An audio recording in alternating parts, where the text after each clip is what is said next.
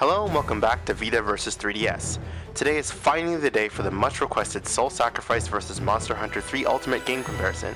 This is a full game comparison, so the graphics, sound, and gameplay for both games will be scored and compared, and then an overall winner will be chosen at the end of the video. Both games are part of the 4-player co-op boss hunting genre, and Soul Sacrifice was likely created as Sony's response to Capcom switching to 3DS for the Monster Hunter series. Did Sony do enough to surpass the quality of the king of the genre, or does Capcom remain king of the hill? Find out in this face-off. In order to be considered a AAA title on a system as powerful as the Vita, nice visuals are definitely a must. So I'm happy to report that Soul Sacrifice is indeed a pretty game. Character models look rather nice and are definitely more detailed than other games in the genre. Enemy models look great as well. But the best part about the way the visuals look is the art style. It's dark and gritty and vicious, and it's just perfect for the feel they were going for. Looking at the transformed and grotesque archfiends and all the effort that was put into them is awesome. The stages are also quite varied as well, and each look and feel very different. I also love the presentation of the game through the dynamic pictures inside of Librum, who is a living book which you read to progress the story. The game does have a couple of visual downsides, however. First, Soul Sacrifice, like an annoyingly large amount of Vita games, does not run at Vita's native resolution. It does, however, run close enough so that it doesn't appear pixelated on the actual Vita screen. Second, some of the ground textures in the environment can be a bit muddy compared to the detail of the textures on the characters or monsters. Lastly, the frame rate can be a bit dodgy when playing 4-player multiplayer in some stages against some monsters. That said, Soul Sacrifice is definitely a very pretty game. The Monster Hunter series has usually been among the best looking games on the systems that they come out on. This was true for both PS2 and PSP, so I was glad to see that this was the same case with the 3DS. This game looks and runs great. The textures on the character models are notably improved from the PSP games and appear more detailed and less muddy. The texture quality and detail on the monsters is also notably improved over the PSP games, with finer detail like the hair on Rathian's back being more visible. The real star of the visual show in this game, however, are the environments. They simply look stunning.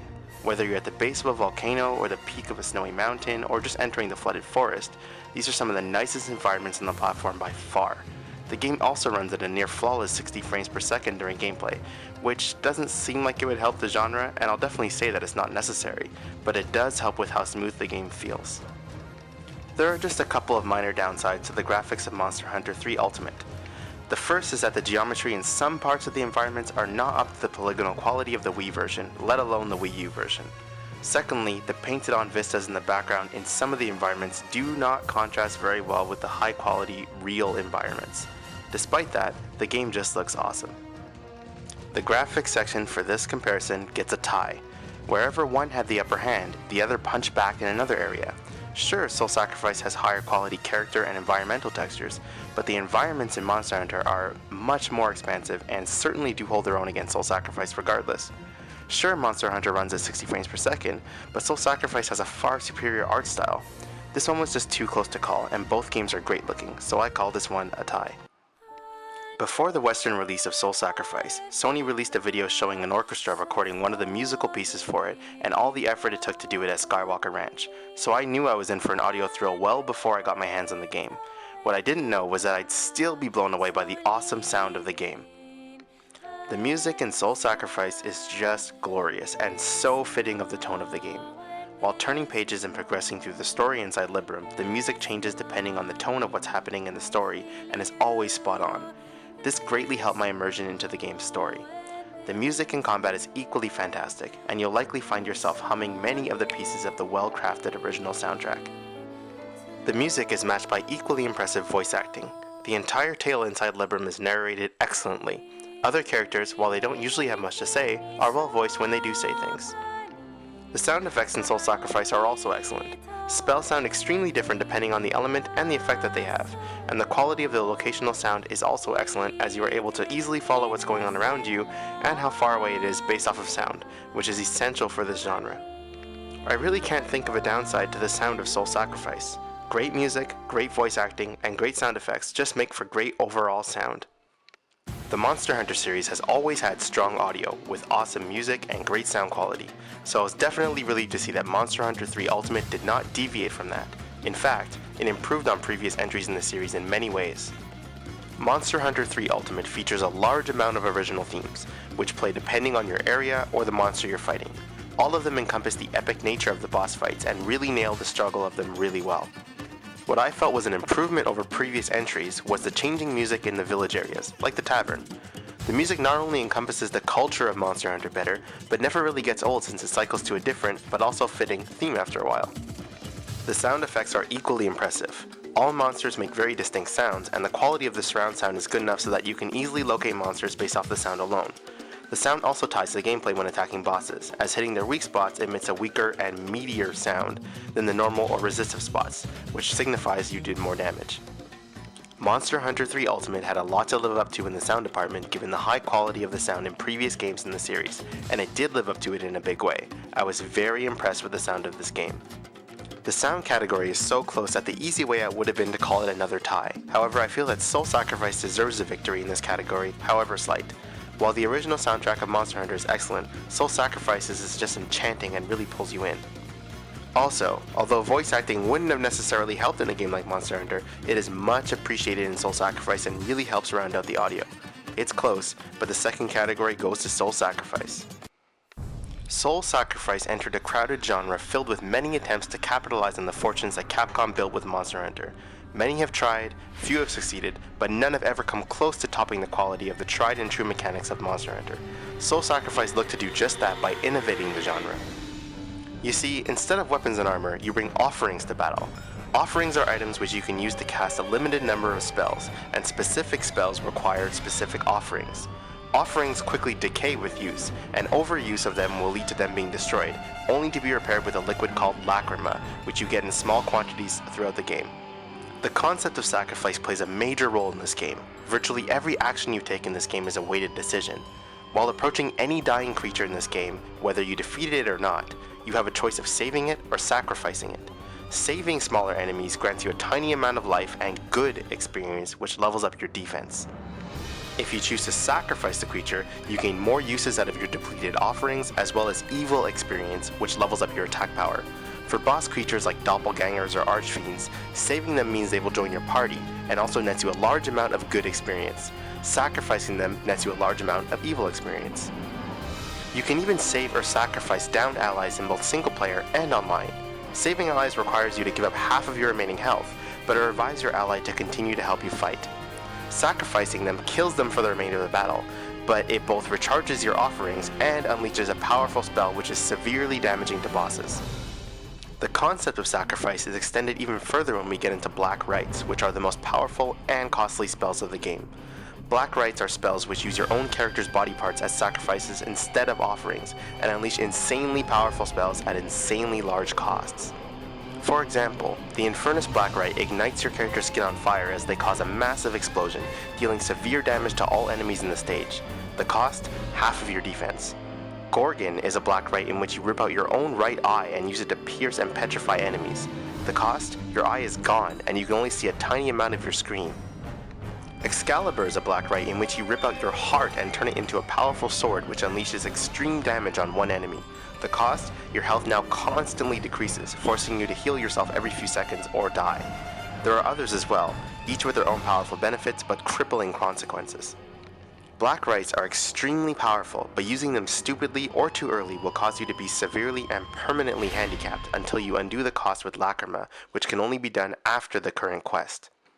I feel that the emphasis Soul Sacrifice puts on the sacrifice aspect really helps set it apart from the various Monster Hunter clones on the market, and even Monster Hunter itself. It adds a ton of strategy to the game, which is a definite welcome to the genre. Another thing I loved about the game is the story and its presentation. I loved flipping through the pages of Libram and advancing the excellently narrated story. It's also chock full of lore on every boss, creature, and place, all of which is amazingly well written throughout. The online play works very well. Up to 3 other players can join you to complete Avalon packs. There are enough of them to last dozens of hours, and passing some of the harder packs requires offerings which need to be grinded for, adding possibly hundreds of hours onto the longevity of Soul Sacrifice. This is a very meaty game. The gameplay does have some downsides, however. Soul Sacrifice is very limited in scope. There are only a handful of stages. Combine that with the fact that there are literally only 4 types of smaller enemies and only somewhat decent number of bosses, and you have a very repetitive game. I wish there was more types of smaller enemies, not just rats, cats, crows, and spiders. I also wish that environments were bigger and explorable like they were in Monster Hunter instead of being very small and arena-based. Lastly, the lock-on camera is really finicky even after tweaking the settings. It should allow you some room to look to the left or right while staying locked on, as other monsters can attack you from your blind spots while you're locked on as is. Aside from my minor gripes with it, I must say that Soul Sacrifice is a damn fun game to play. Its emphasis on decisions and strategy while in combat make it extremely unique in the genre, and its story presentation is very innovative and top-notch. Anyone who has played a Monster Hunter game in the past knows what they are getting into with this game. Monster Hunter 3 Ultimate builds upon the Monster Hunter formula to create what I feel is the best game in the series by far.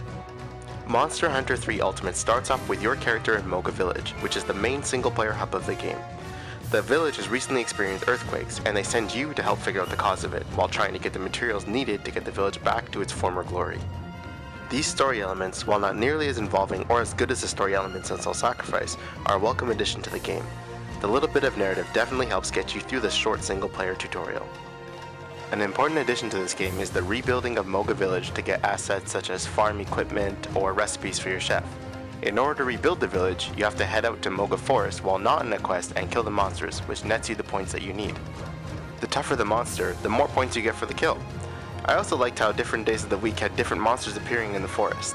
I really liked this about the game because it helped invest me in the culture of the village. Like the namesake of this title implies, the main point of this game is to hunt. After killing monsters, you can carve them and obtain materials specific to the monster you just killed. These materials are used to build or improve weapons and armor. There is no leveling up in this game like in traditional RPGs, so obtaining stronger equipment is the only way to become more powerful. There are myriad amounts of weapons and armor sets to create, each with their own elemental strengths and weaknesses, as well as bonuses such as stronger guarding or dodging ability. It does take lots of time and lots of grinding to get the multiple pieces needed to even build one piece of armor that you need, so expect to sink dozens or even hundreds of hours into this game. While on quest, there is a large map with many different areas, each interconnected. Each area usually has different types of monsters, obstacles, items, and terrain. What I love about this game and the series as a whole is that you can turn to the land for the items that you need. Do you need potions? Go find some herbs, head over to a mushroom stock for a blue mushroom, combine the two, and presto, you have a potion. Running out of stamina? Fine, take a break, hunt down a herbivore, cut off a piece of meat, cook it, and you have a nutritious, well-done steak. It's things like these that make the game a much fuller experience as opposed to simply being an arena battler. The environments become just as much as an ally as your friends, or just as much as an adversary as a monster. Once you finish the Moga Village quests, you can head over to the marina to start your journey in the guild quests, which are much harder but can be done with friends. It's these quests in which you obtain the rare materials you need to create even more powerful weapons and armor. It'll likely take hundreds of hours to complete these quests, even with friends, so people looking for the end game will have to make sure that they're in for the long haul. Monster Hunter 3 Ultimate is not without its fair share of downsides as well. There is sadly only one new weapon type in the game, the Switch Axe, which honestly simply feels like a mix between the Greatsword, Hammer, and Katana. It's a welcome addition, but I just wanted more. The underwater segments also control terribly without the Circle Pad Pro. But my biggest gripe is the lack of online play. The 3DS version supports local only, which is a travesty in 2013. The only way to get online with the 3DS version is to buy a Wii U and a LAN adapter, so you're basically looking at a $300 plus Band-Aid solution which doesn't let you play online while on the go. Aside from those criticisms, the game is easily my favorite in the series. The combat feels great, the arenas are lively, and there is simply so much to do that I expect it will be in people's 3DSs for a long, long time.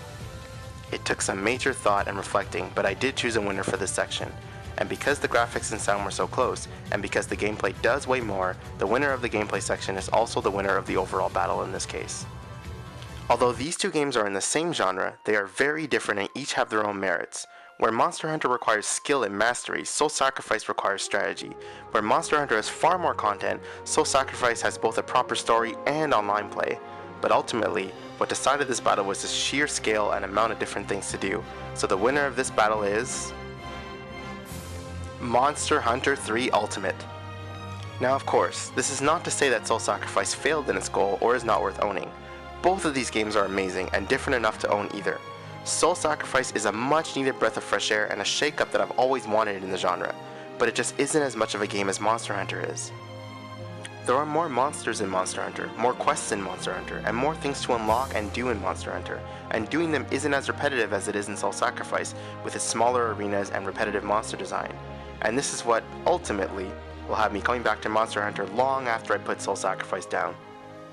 Regardless, fans of the genre should pick both these games up and enjoy them. If you enjoyed this video, please like, subscribe, and share. Thanks for watching, guys.